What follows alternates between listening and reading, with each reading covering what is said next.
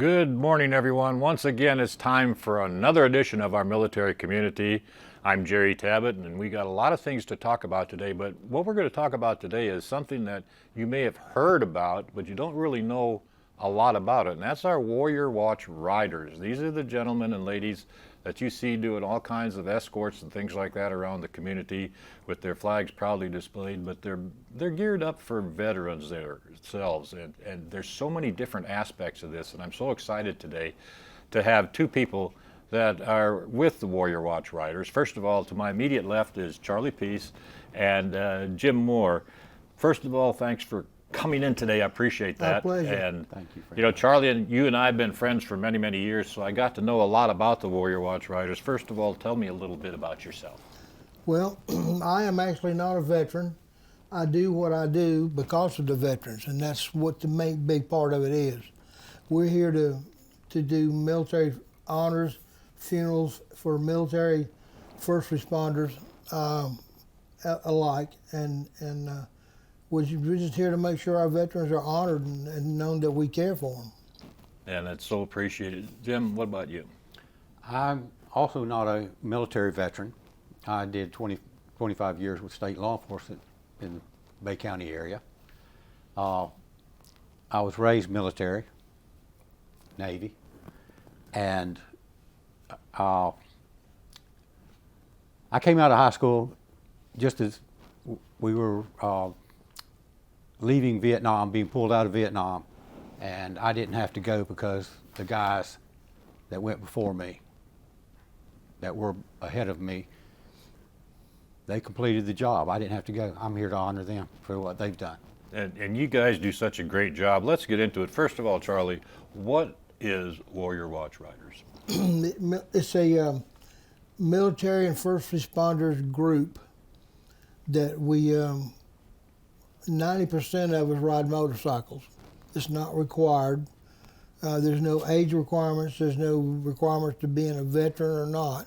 Doesn't matter whether you got a car or a motorcycle or whatever. We want you to come hold a flag for a veteran. That's what we're all about, though. We're a nationwide organization. Mm-hmm. We got membership in probably good portion of the United States. He could tell you more about that.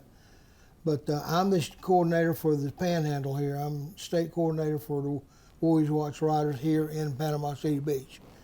Jim is a regional coordinator, is that correct?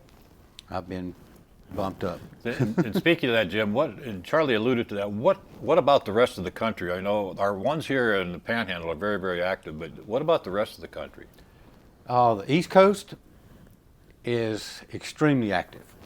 We have some chapters in Missouri that they're doing 3 or 4 missions, sometimes 2 a day, but 3 or 4 a week out there.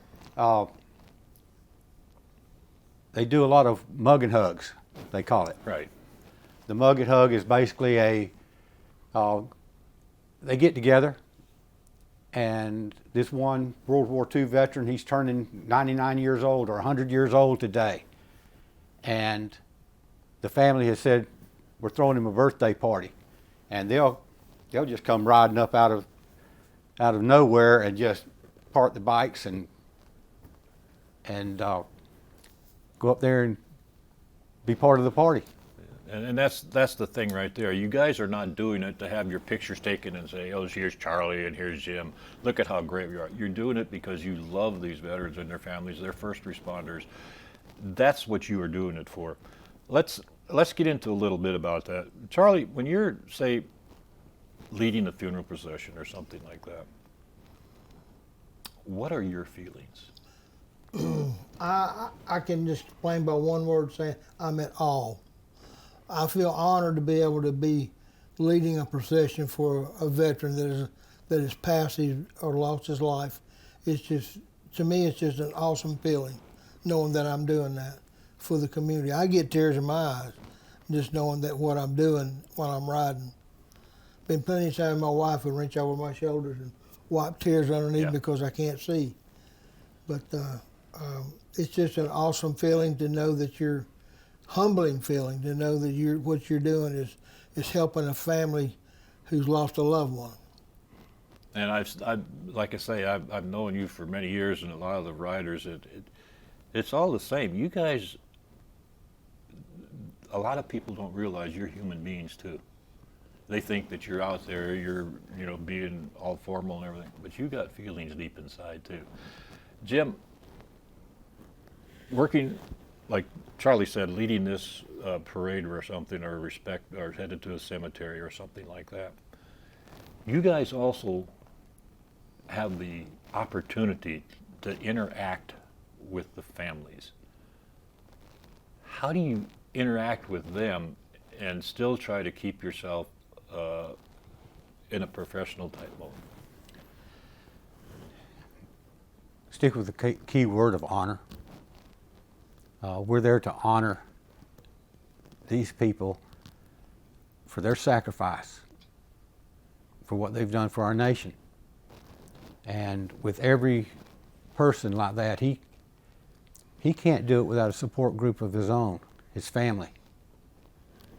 When a person is in the military and I know for a fact, I mean, I've been all around the place from Brunswick, Maine to Adak, Alaska, and because that's where my dad got stationed.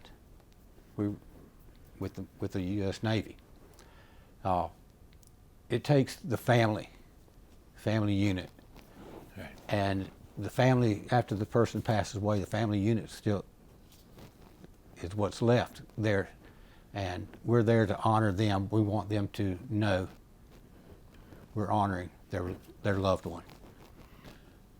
And that's what's so important, that the family realizes too that they have that support there, they have that love there, where they can always turn to you.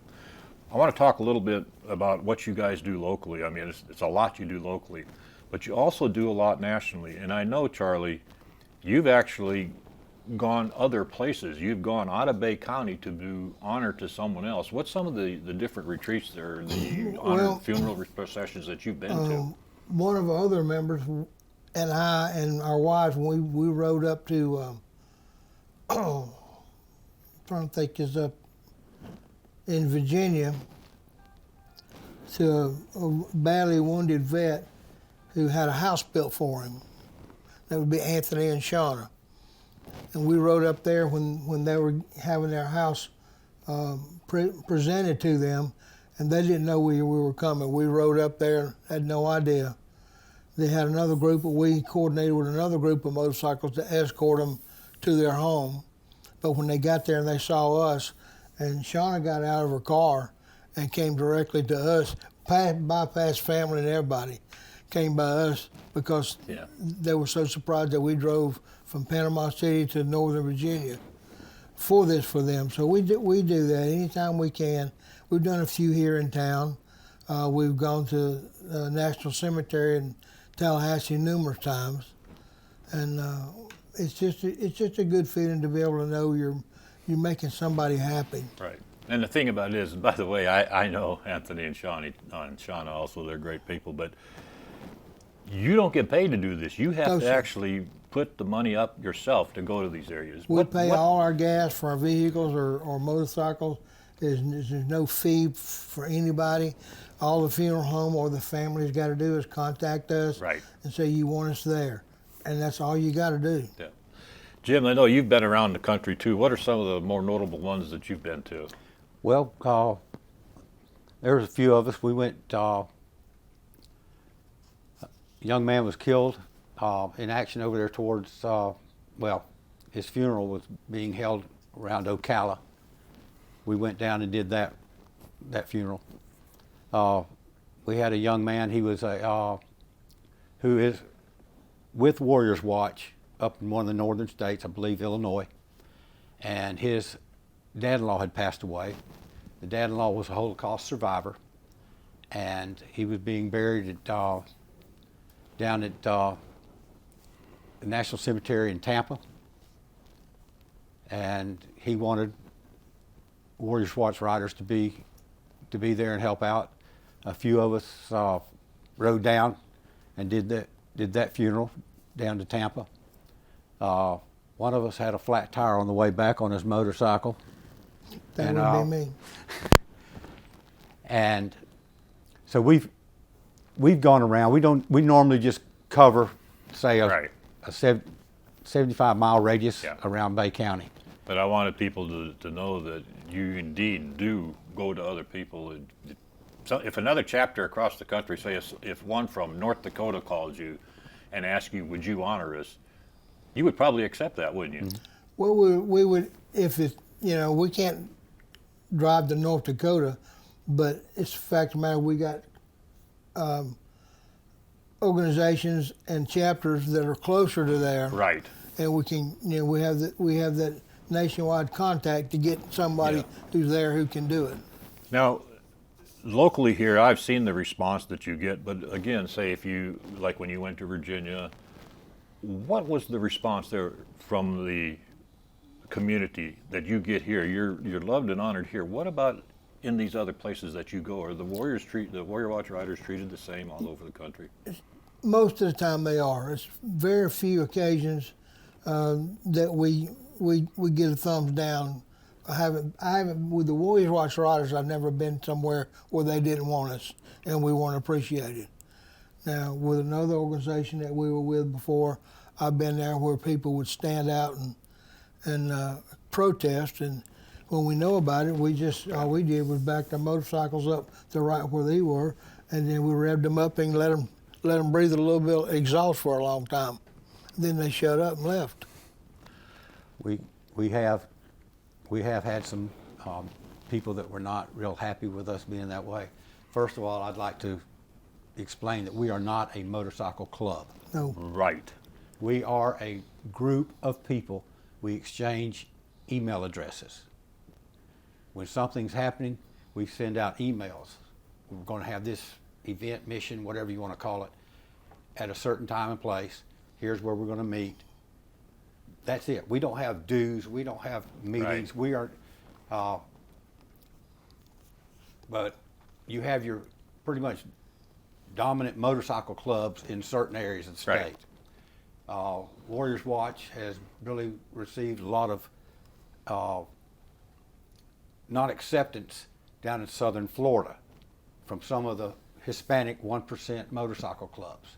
We tried to explain to them we are not a club. Right. Everything we do is volunteer. Right. It's out of our own pocket. Our services are free. We have to be invited to an event. We will not attend on our own as a group. If somebody needs a veteran honored, invite us. That way we're not an uninvited guest attending. Right. And that was one of the things, Charlie, I wanted to ask you about is, and you kind of touched on it, Jim, what is the acceptance from these established motorcycle clubs in these areas? I mean, like, say, for example, go back to Virginia. Do they, when they understand what you're all about and why you're there, do they accept you? Oh yes, most of the time they do. Yeah. Well, I've never had any negative response to any motorcycle club that we're doing something for or with. They're all invited. You don't have to be a member of us. You got American Legion riders or the AMVETs, whoever riders, if they want to participate in what we do. Combat vets do a lot of riding with us and doing things that we do, and they're welcome. And they know that they're welcome. It's not like we're not in competition with anybody. We just want to honor a veteran. That's all there is to it. Jim, a question for you. Let's say, for example, you've talked a lot, both of you, about veterans that pass on. You do the honors for them. If a veteran's spouse passes on, and that veteran calls you, would you honor that spouse at the funeral too? Oh, actually, we cannot. Why not? As bad as it sounds, as much as I would like to, because without that spouse supporting that veteran probably would not have been successful in whatever he's done. It's very much so. Basically, does the honoree, the the mission is about, have a DD 214. Right. That, and when someone goes to the funeral home, and funerals is not our big forte. We don't like doing the funerals. We're honored to do them. What we want to do is troop deployment, returning troops. We want them to know America's here for you. We're there to say see you in a few months. We'll be here when you come home. Come home to us. That's what we want to see. On our patches on the back of our shirts and jackets and all, we got a patch in it. On it, it says, "We have your backs here at home." We understand that when a veteran goes to war, his family goes with him, basically. Right.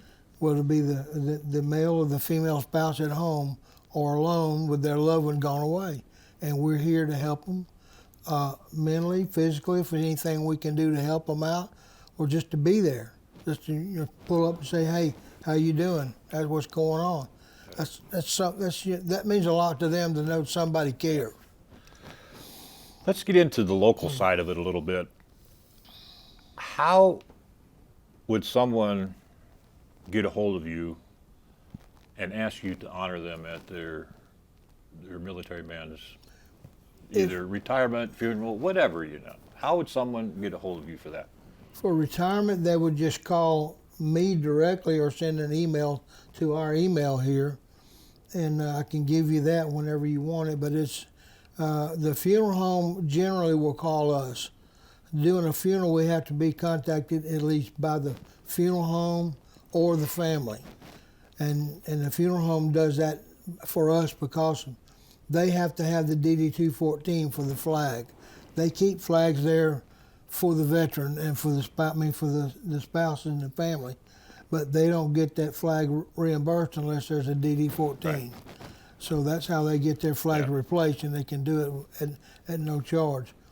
And but with the family, basic phone call would do it, or an email. And by the way, DD Form 214, for those of you that may not be familiar with that, anytime you depart the military, be it retired, be it your active duty, you decided it's time for you to leave, or death or something like that, that is issued by the United States government, and that signifies this is the military service that you have. So that's that DD Form 214. Jim, once Charlie talked about the request is made, what do you do? How do you plan something like this? Is there a lot of planning that goes in, or what? Because I know you can't just call up your buddies and say, "Hey, meet me at such and such place, 9 o'clock tomorrow morning, we're going to do an escort." It doesn't work that way. There is somewhat planning. Like Charlie said, we have to be requested by the family or a spokesperson for the family. And normally I feel like that the family has enough to deal with right now. Once we get requested, they want us there, I make arrangements with the funeral home, and I say, "What do you want us to do? What do we need to do?" First Baptist Church of Lynn Haven has donated their old bell for our use. And we've tolled the bell before. We've had to use, we have a little camera like they have at schooners, Cannon. And we've actually done the 3-round volley. Okay, a lot of people call it 21 gun salute, but it's not. It's a 3-round volley. We've done things. What do you request of us? We want to augment the funeral. We're not going to take it over. We're not going to lead it. We're there to augment the funeral, to show our respects and honor to this person. And I normally get with the funeral director to find out what they're requesting, what they would like for us to do, and then we set that up in an email. We'll send it all out, and we'll let them know. Basically, here's what we're going to do. I'm not going to give for instances, but Right. Charlie, what are some of the, I mean, a lot of people in our area, and a lot of people that'll be viewing this, see the Warrior Watch riders out. And like you said, most of them motorcycle riders. You're very proud to display the American flags with you. You carry them on your bikes and things of that nature. Yes, sir. What are some of the local events that you do? Well, we do the Warriors Beach Retreat. We honor those veterans that are coming in, wounded warriors that are coming in on their flights or however they may be at the airport. We have a red carpet that we put up in front of the, when you exit out the terminal, come into the baggage section, we have a red carpet, and we line that with our guys with the flags and let them walk through that, and we just honor them, shake everybody's hand who's around there, to let them know, you know, it's an awesome thing for them, because sometimes they'll say, nobody's ever told me welcome home. Right. And it's a bad thing to do to you see a veteran and you tell them welcome home, and they say, well, nobody's ever welcomed me home. Right. And a lot of them, they don't feel like they're worthy of that. But they are. But they are. And the other thing is, and you may be able to touch on this, Jim, the feelings you have to take in something like this, and say Memorial Day services and things like that, you have to take the feelings of the individuals that are being honored and their family members into consideration, right? Of course. How do you deal with that? Because to me, I would probably be so emotional with things like this that it'd be very difficult. But how do you control the emotions and yet present the honor that these young men and women deserve? sometimes it's tough, especially whenever family members are, and or the honorees on welcome home, stuff like that. When they get teary-eyed, it's usually contagious. It is. And that's why we wear sunglasses. I was going to say, that's why we have our sunglasses handy, usually to cover that up.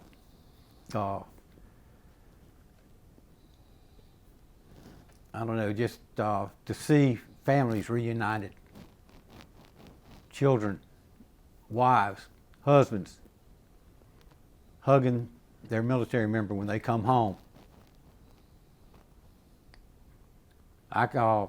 Sometimes on rainy days when I don't have a lot to do because I'm retired now, I watch these videos of returning troops being reunited and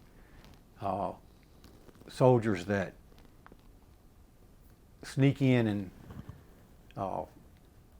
while their child's in school. Yeah. Moms are at work when their sister or their daughters and their husbands, their sons return from military, and mom looks up from her desk and there they are. Yeah. It's just makes your eyes sweat, doesn't it? It does. That's what it is, make my eyes sweat. That's what I tell them. Exactly. And like I say, I know you quite well, Charlie, and I've seen how emotional you get. And it's just, a lot of the community doesn't understand that maybe some of you, or maybe quite a few of you with the Warrior Watch Riders, actually have personal experiences with family members and things like that that you are not telling everybody about, but you keep inside, don't you? Yeah. It can be a heart-jerking moment. It can be. I remember one time that we were doing the beach retreat parade across the bridge, and we come across the bridge going into town, and there's a dad with his daughter standing there. She must have been 6, 7 years old. Little blonde girl. That's exactly what it was. When I come across that bridge, she was doing she's holding her little flag, and she's doing everything to keep it saluted up right there. When I saw that, I lost it.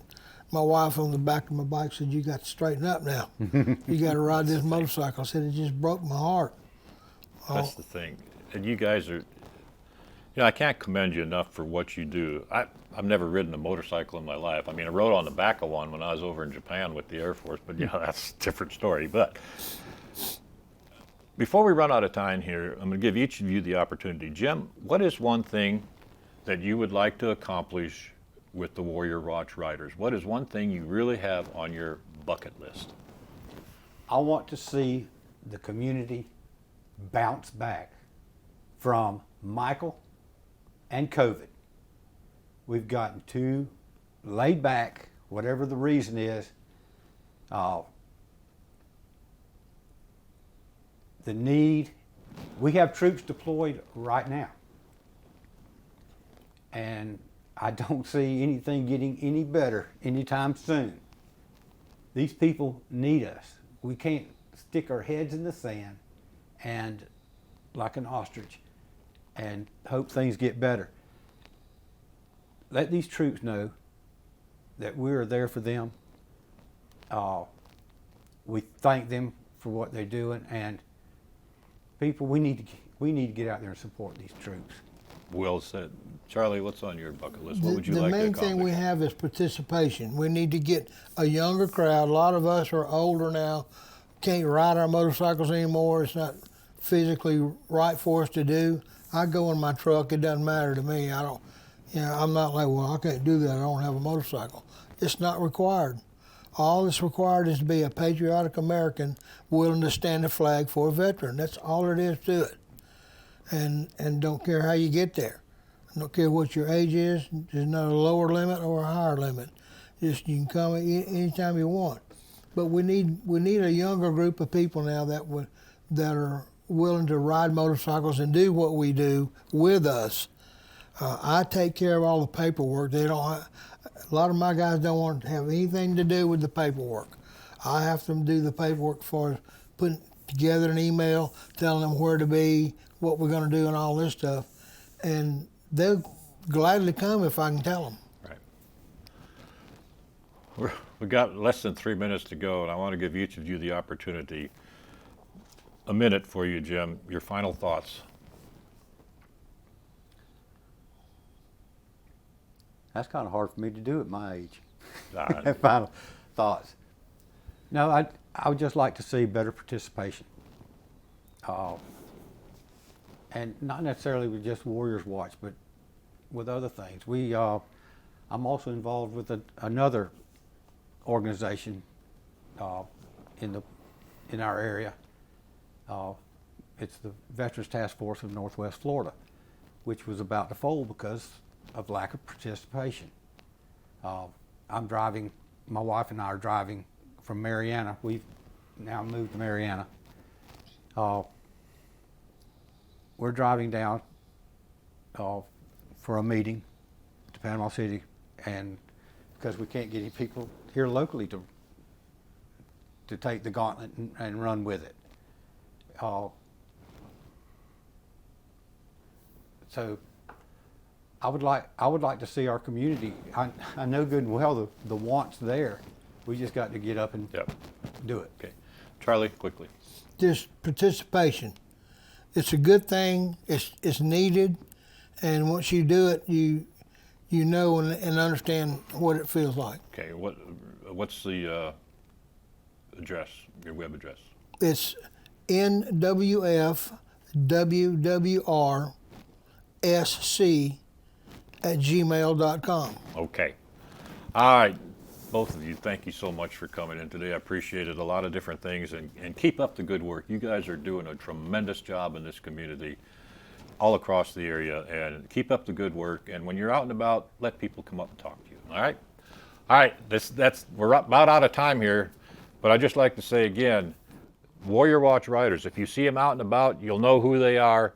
Don't be afraid to go up and talk to them. They'll talk to you anytime, anywhere, any place. And if you need help, like Charlie said, go to that website or just look up Warrior Watch Riders and you'll see the local chapter on there.